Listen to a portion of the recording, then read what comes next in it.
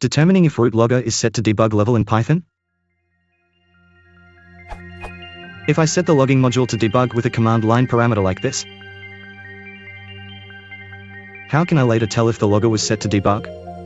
I'm writing a decorator that will time a function if true flag is passed to it, and if no flag is given, it defaults to printing timing information when the root logger is set to debug.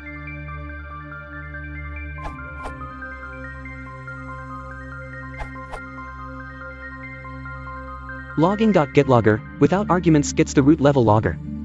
This URL.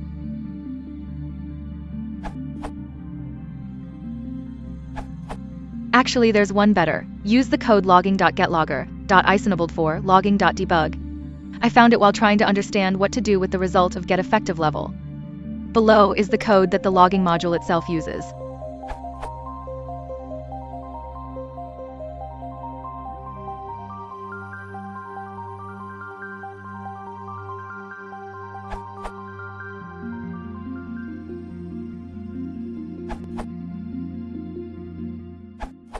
Just